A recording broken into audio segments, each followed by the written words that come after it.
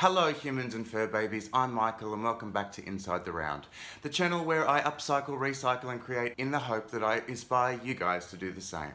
I will call today's video a recycle, or more of a salvage. Basically I'm going to be turning my headboard back into my headboard. I know, genius. But to fully understand why I need to do this, I need to introduce you to one of my fur babies. Intrigued? Then stay watching.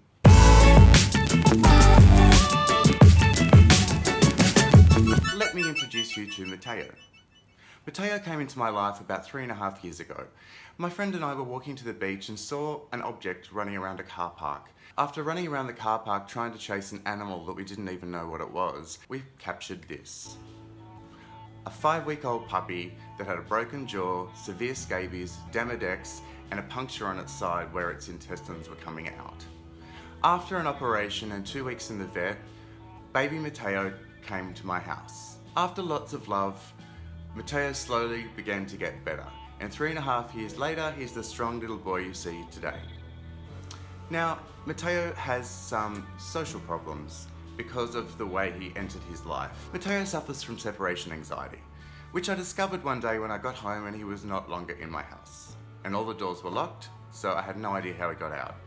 I then discovered that he ran up these stairs, pushed open the door, pushed open the window, ran down the roof, scaled the wall, and took himself to the beach to try and find me. Yeah. I now lock the upstairs door. I again came home, and Matteo was no longer here. I then discovered that he pushed open the bedroom door, and pushed open the window, jumped out the window, took himself to the beach to try and find me. Now I lock the window in my bedroom. But I forgot to lock the door. So Matteo ran into my bedroom, scratched the crap out of my window trying to open it and ruined the frame of the window, and also gnawed the crap out of my bedhead. Which brings me to today's project. So thank you Matteo for giving me today's project, the recycle of my bedhead. Let's get started. I decided I wanted to do a quilted bedhead. Before I took it off my bed, I drew a line where it currently sits to make it easier to know where to finish the fabric and everything. I had an old bit of foam that my friend had donated to me. It had kind of perished, it was really firm, it was very unattractive, and it had stains all over it, which is what I'm going to use as the base for my bedhead. I cut it in half because, as I said, it was very firm, and even though it looks like a mess, I'm going to put the scratched out bit onto the wood. I used this glue. It allows you to move things around a little bit before it sets hard. To apply the glue, I cut up an old flip-flop that the strap had broken on to make it easy to paint onto the wood. I used it quite liberally. I put on the foam, covered it with a board and some chairs as a weight, and let it set. To give it a nice even surface to start quilting, I needed to put on some batting. I actually had no idea whether I could buy batting in Indonesia, so went down to my local shop to have a look at what was available to me. And there was the batting, sitting outside on the ground. Nice. I also took this opportunity to look at the fabric that I wanted to cover it with. I was initially thinking I wanted to use vinyl, so it was easier to clean, but all of the vinyl or organic leather looked pretty much like plastic, and I just didn't think that was very nice. So I ended up going for this microfiber, which has a little bit of a texture in it, which I thought was quite pretty, and I wanted to go for a taupe because I just wanted it to blend in nicely with the rest of my room. Using the line as a guide, I staple gunned the batting onto the wood. I pulled it over, not tight, but taut, and secured it to the back and the sides. In order for me to attach the fabric, I wanted a clean edge, so again I used that line at the bottom as a guide and put glue all across the bottom and put the fabric face down onto the wood. Once the glue's dried, I turn the fabric over and loosely staple gun it to the back.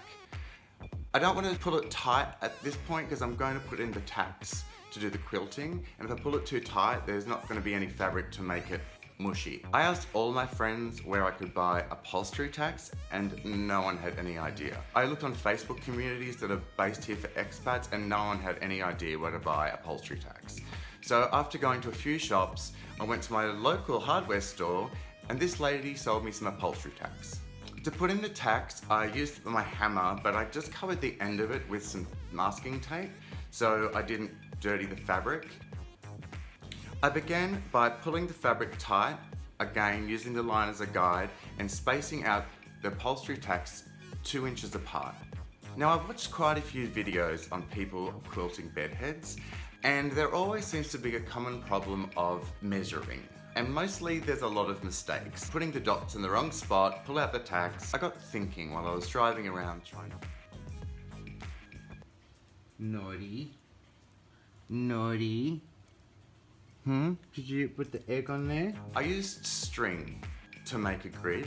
I could eyeball it, and if something wasn't looking right, I could change the string and work out the best way to do the grid. I wanted to do a pin every 24 centimeters and staggering it from each line. So I used a fabric marker and measured the dots. I was a little bit worried that the stem on my pins was going to be a little bit short to go through the sponge and go into the wood. And I was right. Yeah, I tried it with the hammer and it just kept popping out of the sponge. So, deliberation time. I went to my man cave and looked at what I had and how I could fix this problem. I decided screws would work for me. So I used the screws that I had and screwed in the first hole, and this held and it was working really well.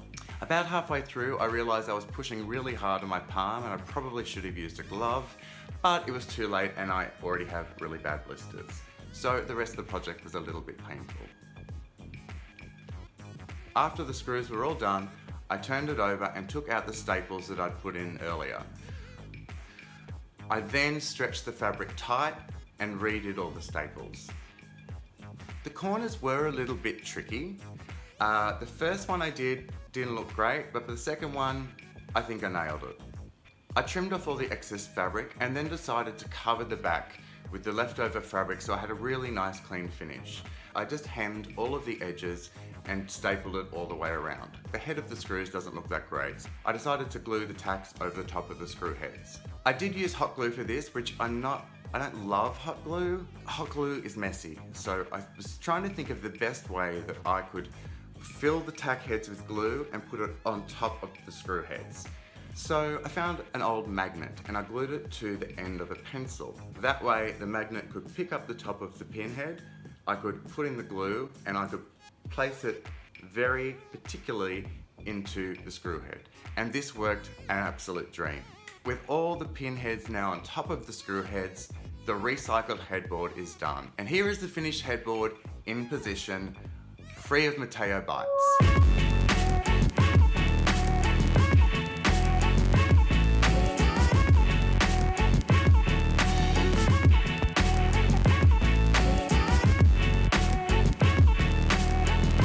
Thank you so much for watching today's video. I hope it has inspired you to go off and make your own creations.